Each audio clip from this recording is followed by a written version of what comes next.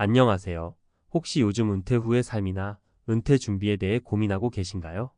직장 생활이라는 게 막상 할 땐 아등바등하느라 벼르지만 정작 직장에서 나오고 나면 이제 나는 무엇을 해야 하지? 하는 막막함이 찾아오곤 하잖아요. 그래서 많은 분들이 한평생 동경하던 제주살이로의 이주를 꿈꿉니다. 고요한 바다와 푸른 오름, 맛있는 음식, 한적한 시골 풍경 사진으로 보기엔 여기가 바로 지상 낙원인 것만 같아요. 그런데 막상 제주로 내려온 뒤 기대했던 것과 다른 현실에 부딪혀버리는 경우가 꽤 많습니다. 오늘은 그 이유와 실제로 겪은 사례들을 조금 편하게 마치 여러분과 수다 떠는 느낌으로 말씀드려 보려고 해요. 한 번쯤 들어보셨을 법한 이야기일 수도 있지만 혹시 아직 잘 모르고 계셨다면 꼭 귀 기울여 보시길 바랍니다. 1. 제주살이에 대한 장밋빛 환상이 부른 후폭풍. 제주도 하면 떠오르는 이미지가 있죠. 시원한 푸른 바다, 돌담길 사이로 펼쳐진 풍경, 게다가 여유로워 보이는 현지인들의 생활 모습까지. 분명 매력적이고 아름다운 곳이에요.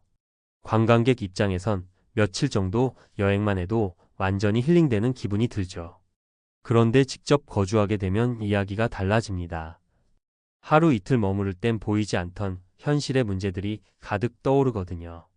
사례 1 관광객이 누리는 낭만 vs 거주자의 불편. 제가 아는 김씨 가명 얘기를 먼저 해볼게요. 김씨 부부는 서울에서 직장 생활을 꽤 오래 했어요. 그러다가 은퇴가 가까워지니 마지막 인생은 제주에서 살자 하고 결심하셨죠. 여행으로 제주도를 갈 때마다 이분들 눈에는 제주의 좋은 면만 보였습니다. 아름다운 해변에서 차 한잔 마시고 오름에 올라가 바다를 내려다보고 바람이 솔솔 부는 카페에서 한가롭게 수다 떨고 여기라면 평생 지겨울 리 없겠다 싶었던 거죠. 그렇게 과감하게 제주 한 달 살기를 시작하시더니 결국은 아예 집을 마련해 옮겨버리셨습니다. 그런데 막상 내려와 보니 현실의 모습이 달랐다는 거예요. 편의시설은 생각보다 제한적이고 물가도 만만치 않고 교통편도 늘 여행객처럼 렌트카만 탈 수는 없잖아요. 일반 주민으로서 버스를 타면 배차 간격이 길어서 기다리는 시간이 길고 차를 쓰자니 기름값과 주차 문제가 또 걸리고요. 쇼핑하러 가려고 해도 대형마트가 집 가까이에 있는 경우가 흔치 않아서 불편한 점이 많았습니다. 물론 처음엔 그래도 서울에서 때깔나게 스시 먹고 다니는 것보다 건강하고 좋지 라고 자부심을 갖고 버텼는데 날이 갈수록 귀찮음이 쌓이고 그간 편하게 이용하던 도시 생활의 장점들이 그리워지더랍니다. 결국 세컨드하우스 개념으로 왔다 갔다 할 생각이 아니면 이 모든 것을 감수해야 하는데 이게 생각보다 쉽지 않다고 해요. 김씨 부부는 지금도 제주의 풍광이 좋지만 한편으론 우리가 이렇게까지 큰 기대를 품을 일이었나 하는 생각도 들었다고 하시더라고요. 은퇴자에게 만만치 않은 제주의 물가와 생활비. 제주도가 관광지로서 워낙 유명하다 보니까 여러 가지 물가가 올라 있는 상황이에요. 그게 관광객 입장에선 여행 중이니까 이 정도는 괜찮아라고 넘길 수 있을지 모르지만 실제 거주자 입장에서는 매달 고정 비용이 꽤나 커질 수 있거든요. 특히 농작물이나 수산물은 현지에서 직거래하면 싸게 살 수 있을 거라고들 생각하는데 지역마다 상황이 달라서 실제로는 일반 슈퍼마켓보다 저렴하지 않을 때도 많습니다. 사례 이 밭도 있고 바다도 있는데 왜 이렇게 비싸요? 박 씨가 겪는 은퇴 후에 나는 한적한 제주 시골에서 농사지으며 살아볼래라는 꿈을 키운 분이셨어요. 사실 서울에서 30년 가까이 열심히 사셨거든요.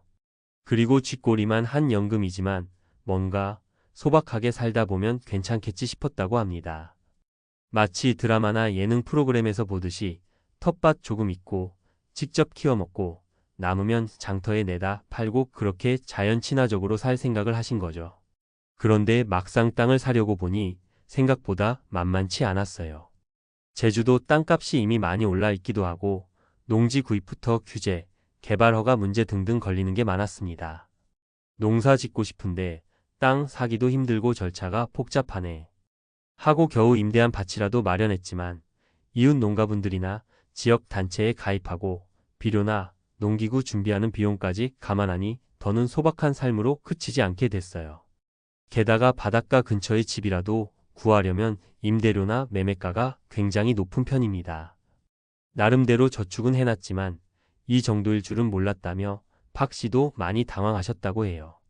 게다가 제주도에서 편하게 살아보겠다며 내려온 이들이 한두 명이 아니다 보니 매년 유동인구가 늘면서 물가도 덩달아 오르고 부동산 시장은 더 과열되고 있어요. 그러다 보니 원주민들과의 갈등도 생기는 경우가 적지 않죠. 결론적으로 제주의 아름다움을 누리려면 그만한 비용이 든다는 거예요. 3. 지역사회와의 소통, 생각보다 까다로운 문제. 제주는 역사적으로도 특수한 문화를 갖고 있습니다.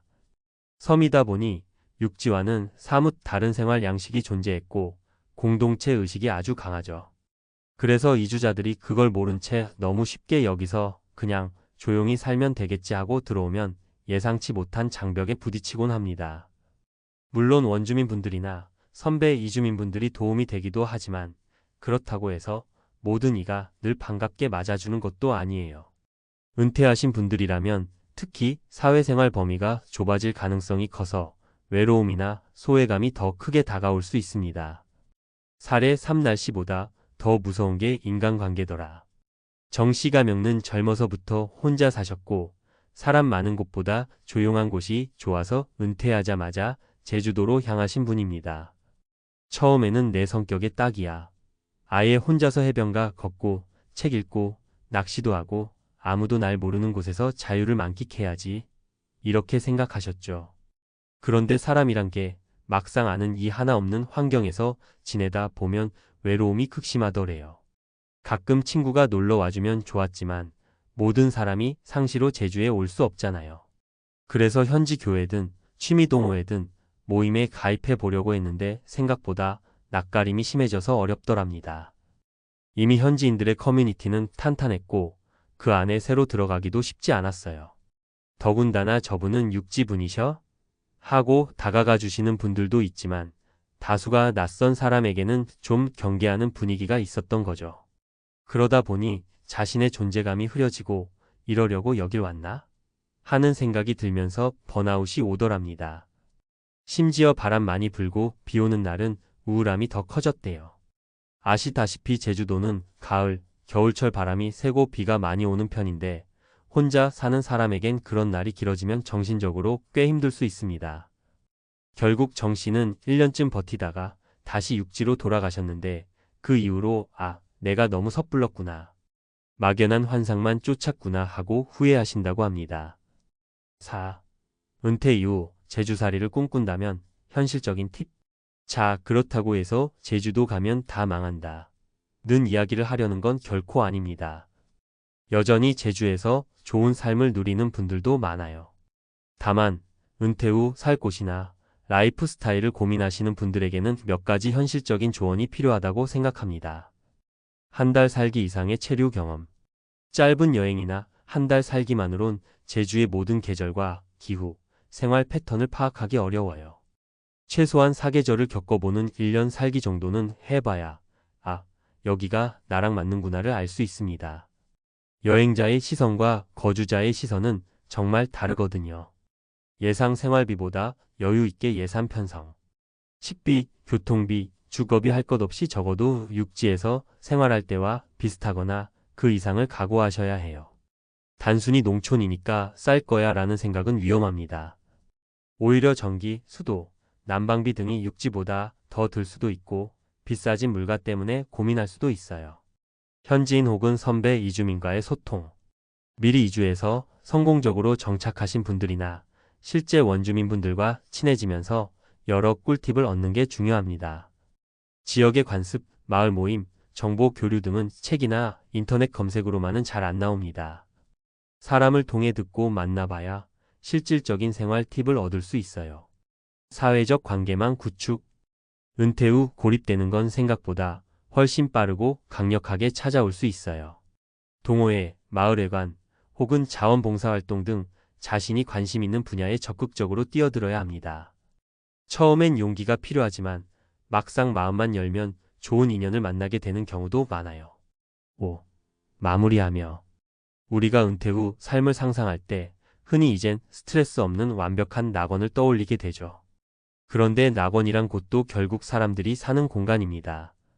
사람이 사는 곳에는 어쩔 수 없이 인간관계 문제, 경제적 고민, 문화 차이, 자연환경의 불편함 등 온갖 현실적인 요소가 따라올 수밖에 없어요. 제주도라고 해서 전혀 예외가 아니죠. 오늘 말씀드린 김씨, 박씨, 정씨 사례를 통해 느껴지시는 게 있지 않으신가요? 아, 나도 저런 상황을 겪을 수 있겠구나. 혹은 그래도 난 이 문제를 어떻게 대비하면 괜찮겠다.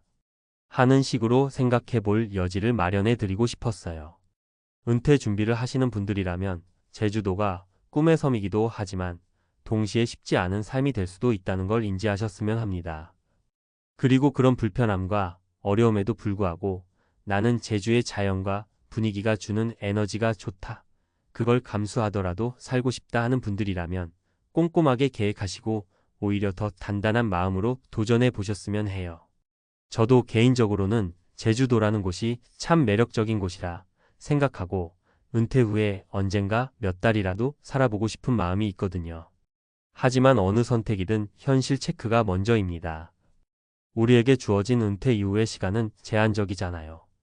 여윳돈도 무한정 있는 게 아니고 몸도 예전 같지 않고요. 그래서 원하는 이상적인 그림과 내가 감당할 수 있는 현실 사이의 간극을 잘 계산해야 한다고 봅니다.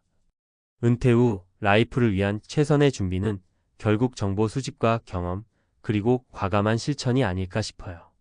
혹시 지금 제주살이를 고민하고 계신다면 오늘 제가 말씀드린 사례들을 참고해 보셔서 조금이라도 시행착오를 줄이시길 바라고 여러분의 은퇴 후 삶이 진정으로 만족스럽고 행복하길 기원합니다. 감사합니다.